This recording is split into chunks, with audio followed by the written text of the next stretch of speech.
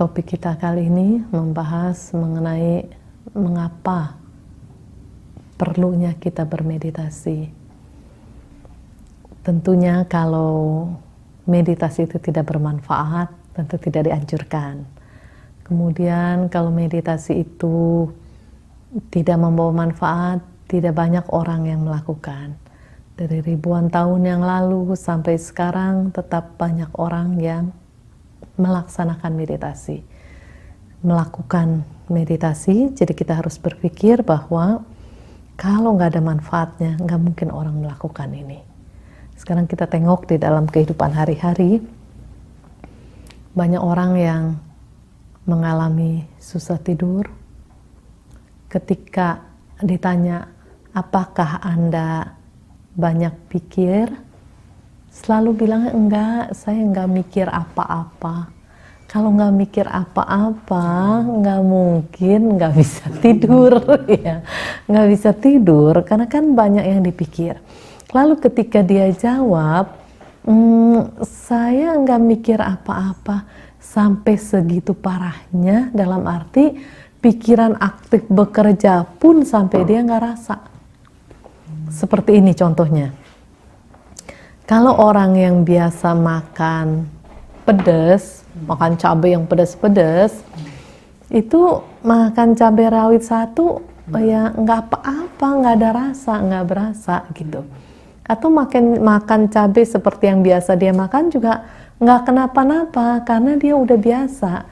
Tapi kalau buat orang yang baru memulai makan sesuatu yang pedas, itu sedikit pun itu berasa, kan begitu.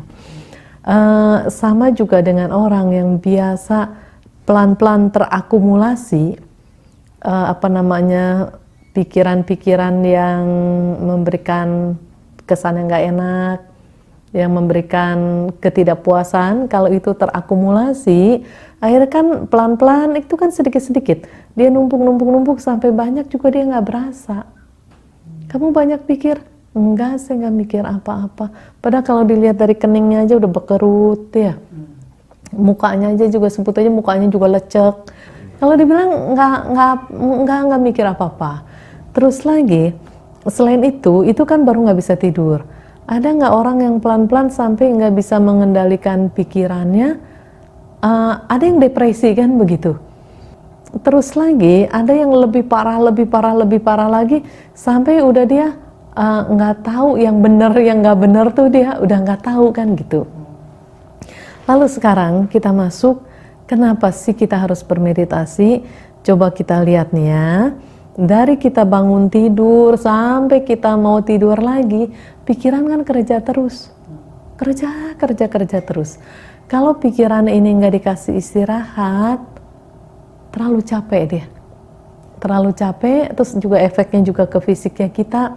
Coba seandainya sekarang cara hidup kita begini. Sebelum kita memulai aktivitas hari ini, kita bermeditasi dulu. Seberapa aja lah kemampuannya. Karena kalau pemula mungkin hitung menit, 5 menit, 10 menit. Kalau yang udah lebih terbiasa barangkali setengah jam, 1 jam, atau bahkan kan lebih gitu. Coba bayangkan, sebelum meditasi, pikiran dibuat tenang dulu, dibuat enak dulu. Setelah itu melakukan aktivitas hari ini atau setiap harinya diawali dengan ketenangan, diawali dengan konsentrasi. Jadi menjalani kehidupan yang begitu semrawut itu dengan ketenangan, dengan keteraturan, kan enak hidup begitu. Nah lalu kan pikiran bekerja, capek pikirannya. Malam sebelum tidur meditasi lagi. Kan jadi awal kehidupan setiap harinya diawali dengan ketenangan, diakhiri lagi dengan ketenangan. Kan tidurnya juga nyenyak gitu. Terus lagi, kenapa sih banyak orang yang walaupun udah tahu manfaat dari meditasi, kenapa masih enggak pada minat kan gitu ya? Karena kalau hasil meditasi memang setiap orang beda-beda.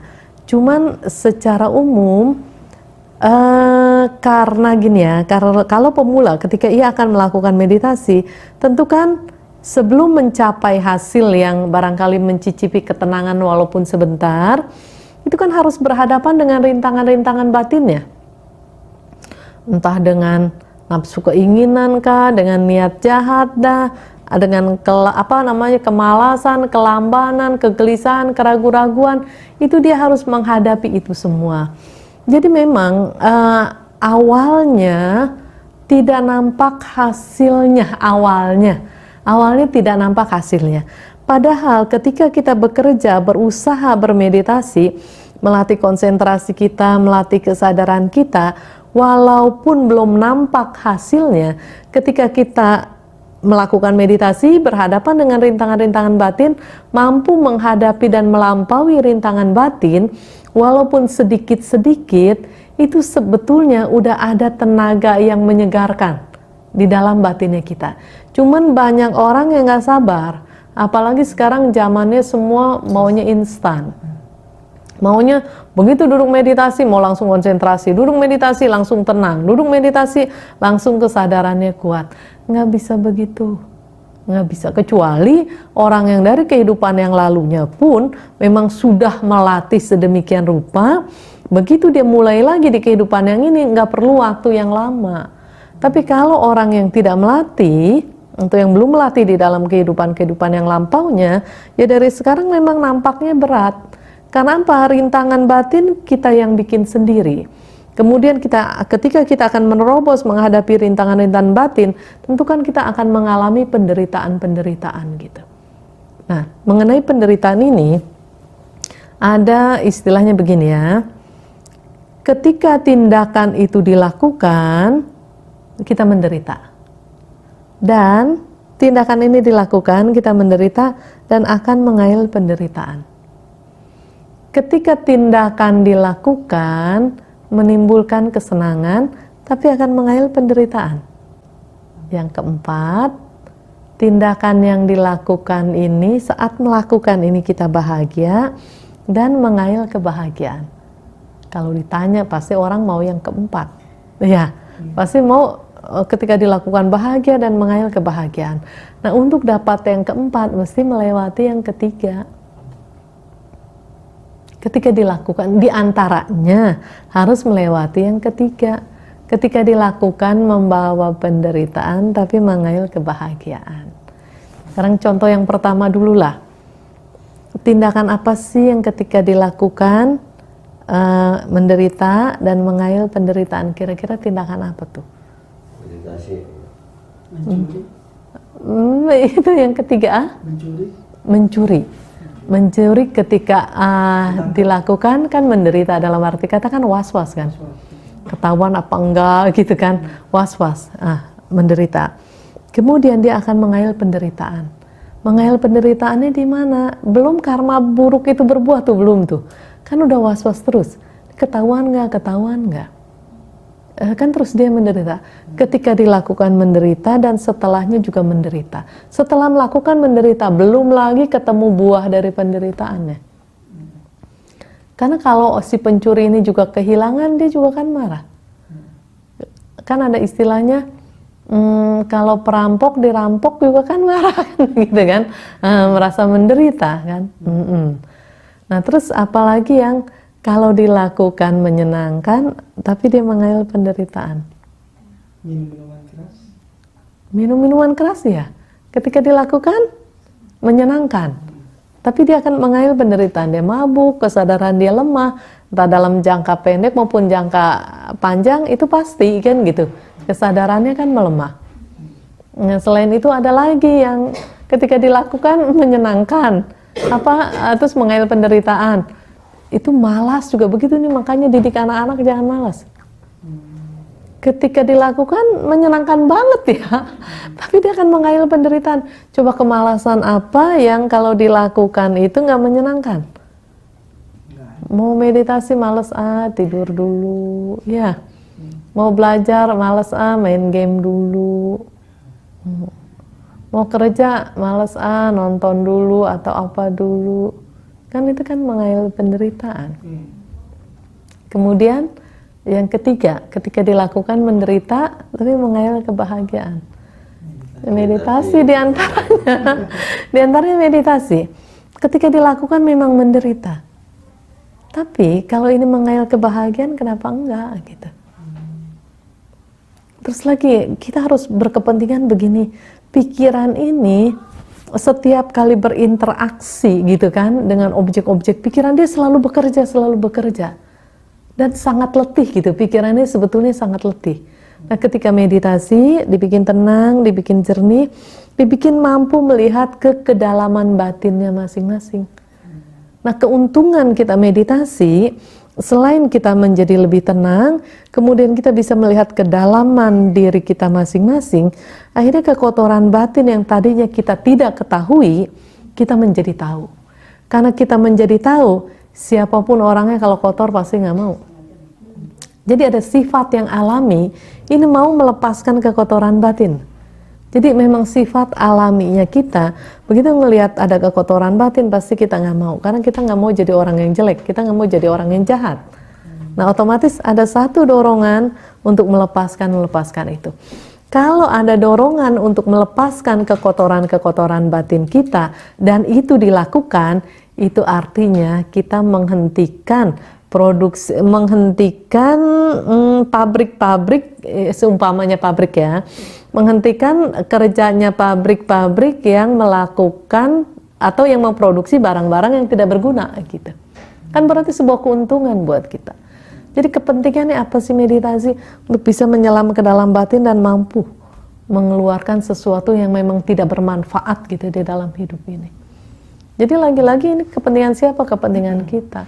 Memang saat melakukan meditasi tidak dipungkiri ketemu pegel, kesemutan lah, sakit pinggang lah, apa banyak sekali gitu. Mungkin kram kakinya, nggak masalah, nanti lama-lama juga ketemu selanya, tahu bagaimana supaya rileks gitu.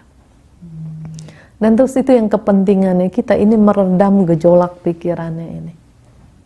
Terus akhirnya di dalam meditasi karena mampu meredam gejolak pikiran, kemudian juga mampu mengarahkan pikiran ini menjadi terkendali. Saya mau tanya begini, ini kita kembali, kemarin aja di jalanan masih ngelihat ada polisi naik kuda ya, karena katanya di New York itu kan macet, jadi ada polisi patroli pakai kuda kan. Nah, sekarang kita cerita kuda ada di zaman sekarang pun, di kota yang besar pun masih ada kuda dipakai nih. Seandainya kita tahu ada kuda yang liar, ada kuda yang tidak liar. Dalam arti kudanya jinak. Kita mau naik kuda yang mana? Kenapa sih mau yang naik yang jinak? Gampang dikendalikan. Iya, karena yang jinak kan gampang dikendalikan. Kalau gampang dikendalikan berarti kan kita aman. Karena kita juga tidak mau terjatuh kan dari kuda. Nggak mau celaka kan dari kuda. Kita mau nyaman. Terus kenapa kalau naik kuda yang liar kita nggak mau? Karena takut jatuh, dia bahaya. Kalau jatuh doang mending kan gitu ya. Bisa gegar otak, bisa apa, cuman jatuh doang begitu aja mendingan, tapi ada efek-efek yang lainnya gitu. Kenapa kita nggak mau naik kuda liar? Karena ya akibatnya demikian. Kenapa kita mau yang jinak? Karena mudah dikendalikan. Nah sekarang yang kita pikir begini, naik kuda liar aja kita nggak mau. Coba bayangkan bagaimana kalau hidup kita dibawa sama pikiran liar. Naik kuda liar bahaya. Bagaimana hidup kita dibawa oleh pikiran yang liar, mesti jauh lebih bahaya. Coba bayangkan kalau hidup kita dibawa oleh pikiran yang jinak, pikiran yang terkendali, pasti aman, pasti selamat. Pasti bahagia. Pasti bahagia. Iya. Ingat, pikiran pemimpin, pelopor, pembentuk dari segala sesuatu. Jadi kalau pikiran kita ini dibentuk dengan pikiran-pikiran yang baik, dipelopori dan diarahkan ke sana, ya jadilah baik kan gitu. Kalau dipimpin, dipelopori oleh pikiran yang liar hidupnya kita, ngeri ya. Kalau hidup dengan pikiran yang liar sangat mengerikan. Jadi di situ kita berkepentingan. Kenapa kita bermeditasi? Karena kita harus mempunyai pikiran yang terkendali, pikiran yang sudah dijinakan gitu. Karena kalau pikiran yang tidak terkendali, naik kuda liar segitu bahayanya, tapi kalau pikiran yang tidak terkendali jauh lebih bahaya. Dan ini urusannya samsara, lahir mati kita sendiri kan. dari satu kehidupan ke kehidupan berikutnya. Ya. Jadi kalau orang masih cengeng saat meditasi, ketemu sakit sedikit, nggak mau, saya sakit, pegel, aduh itu terlalu lemah itu susah untuk masuk ke alam-alam yang bahagia, masuk ke jalur-jalur yang bahagia, susah. Orang-orang cengeng, orang-orang lemah itu susah sekali. Jadi untuk hidup ini harus kuat, harus mempunyai semangat gitu, gigih dalam berjuang. Sebaiknya memang ada guru pembimbing. Apalagi ya di zaman sekarang yang kita ketahui lah ya, di zaman sekarang terlalu banyak cerita-cerita tentang meditasi, arahan-arahan meditasi, ternyata tidak mengarah kepada ketenangan dan tidak mengarah kepada kebahagiaan. Itu satu perlunya guru pembimbing.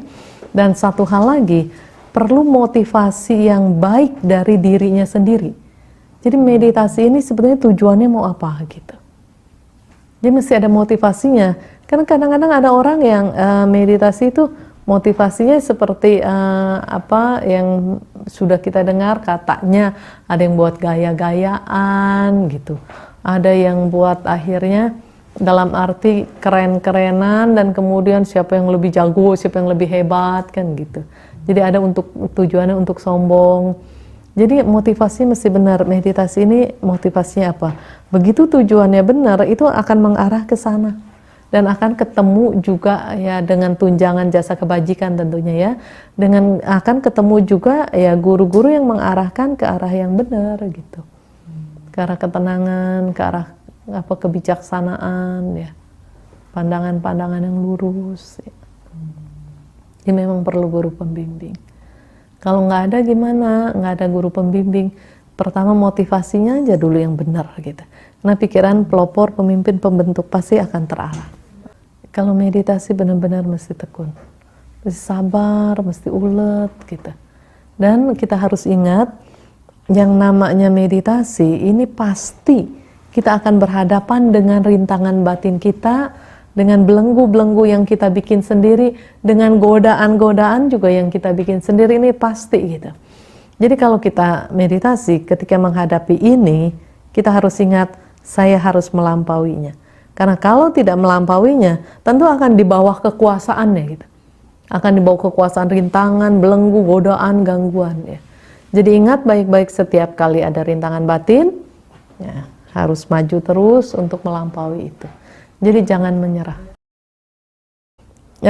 Ketika menyadari, kan pertama menyadari nafas masuk, nafas keluar.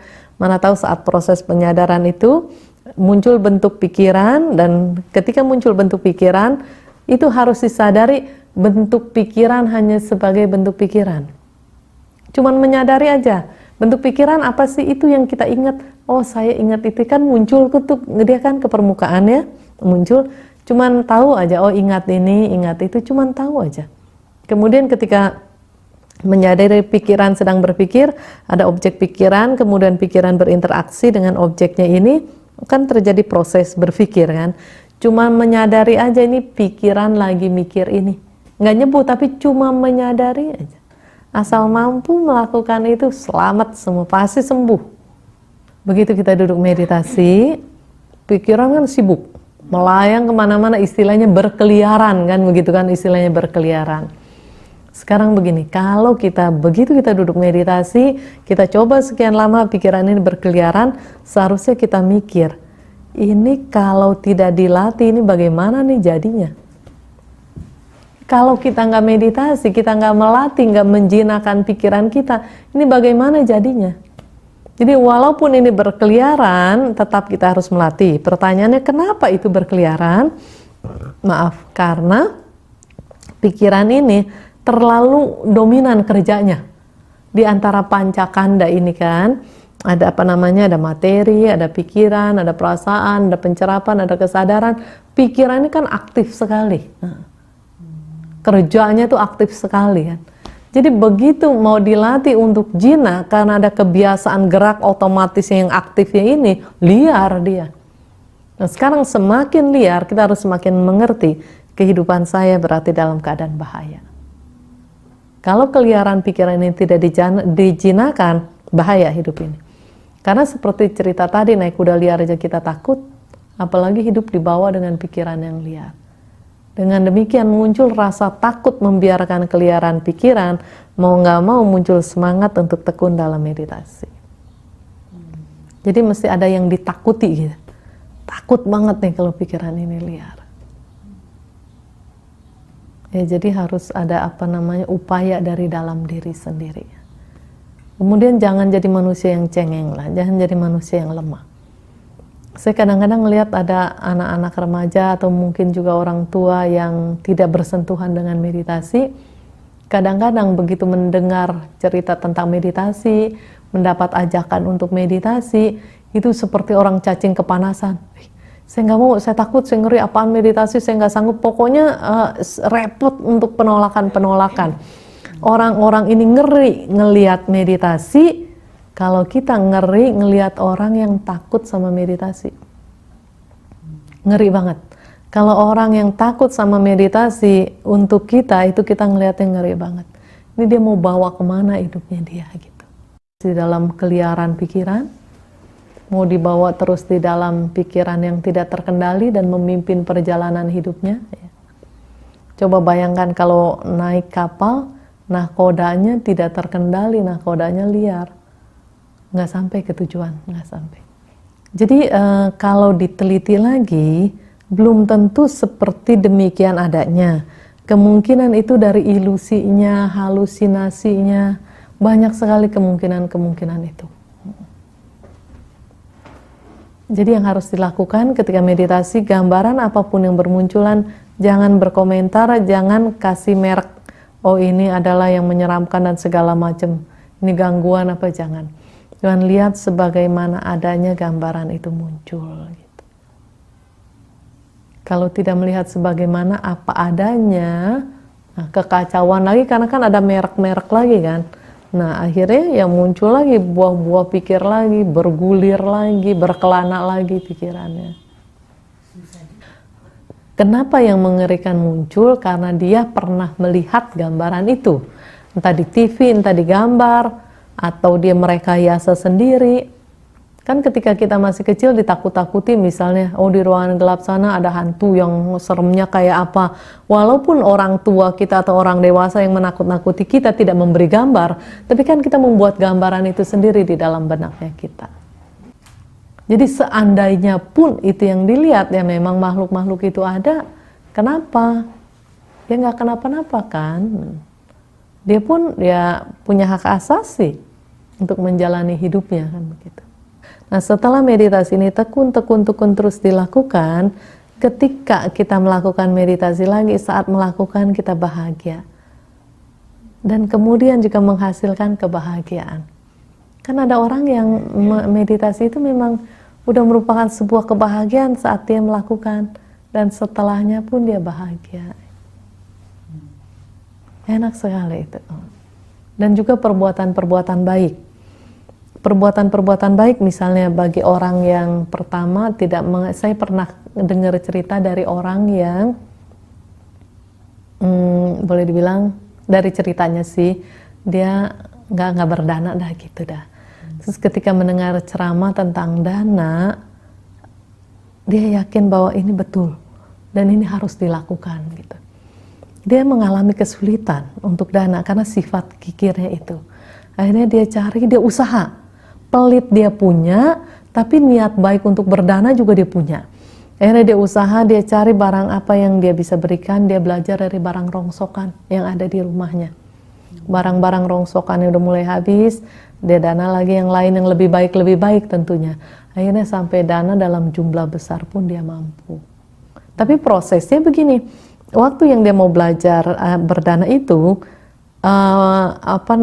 keadaan ekonominya sedemikian. Nah, ketika terus belajar berdana, keadaan ekonominya meningkat sampai akhirnya berdana dalam jumlah yang cukup besar, dia mampu lakukan itu gitu.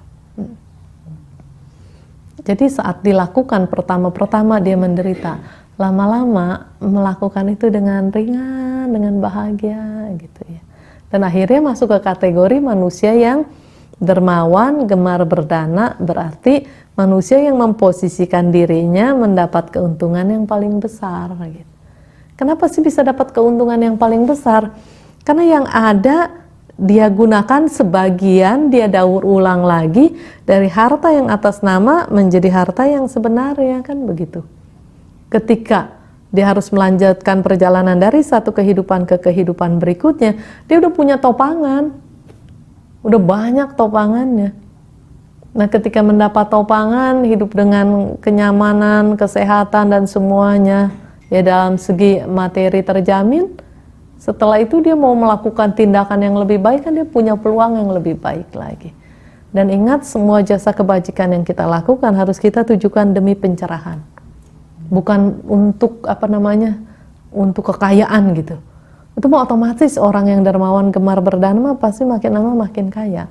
Tapi tetap mesti ditujukan, hatinya harus kuat, mesti ditujukan demi pencerahan, demi pencerahan, demi pencerahan gitu.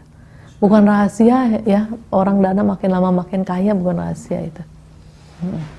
Supaya apa tadi? Supaya maksudnya yang ketemu jalan ke pencerahan gitu. Iya, betul. Supaya masuk ke jalur yang benar gitu.